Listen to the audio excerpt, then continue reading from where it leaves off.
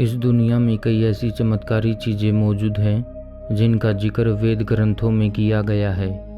भारत में मौजूद आज भी कई ऐसे किले हैं जो अपनी अपनी किसी न किसी खासियत के कारण सारी दुनिया में विश्वविख्यात है। यहाँ कई किले ऐसे हैं जहाँ अरबों का खजाना है, तो वहीं कई किले ऐसे भी हैं जिसके रहस्य से अभी तक कोई पर्दा नहीं उठा पाया है।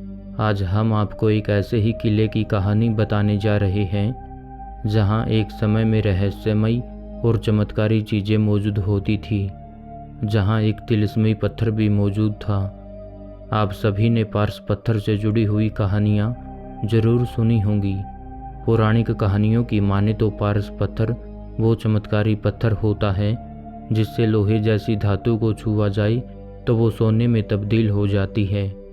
लेकिन क्या ये पारस पत्थर आज भी हमारी नज़रों से दूर धरती में या तहखानों में कहीं मौजूद है, या सिर्फ किस्से कहानियों या फिर वेद ग्रंथों में ही इसका जिक्र होता है? पर जब हमारे वेद ग्रंथों जैसी पौराणिक महान प्रमाणों में जिक्र होता है तो वो सभी चीज़ें पृथ्वी पर जरूर अस्तित्व में रही होगी, क्योंकि जिस चीज़ों के स्वरूप आकार प्रकार का जिक्र किया जाता है वो इतनी बड़ी पृथ्वी पर कहीं न कहीं जरूर गर्भगृह में छुपी होती है। ऐसे ही किसी चीज़ का स्वरूप तैयार नहीं किया जाता। खैर, भोपाल से करीब 50 किलोमीटर की दूरी पर एक ऐसा किला है जहाँ के लिए माना जाता है कि वहाँ पारस पत्थर मौजूद है। सिर्फ इतना ही नहीं, ये बात भी इलाके में काफ़ी मशहूर है कि इस पत्थर की कोई रहस्यमयी चीज़ रखवाली करती है, जो कई बार किए गए घोस्ट रिसर्च के दावे में सिद्ध हुआ है। इसकी रखवाली और कोई नहीं बल्कि जिंद करते हैं। इस किले का नाम है रायसेन किला। रायसेन किला पहाड़ी की चोटी पर बना हुआ है। 1200 ईस्वी में बनाए गए इस किले में बलुआ पत्थर का इस्तेमाल किया गया है।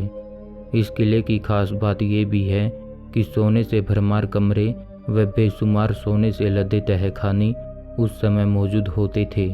मान्यता है कि इस किले के राजा के पास एक पारस पत्थर था। इस पारस के पत्थर के लिए कई युद्ध हुए।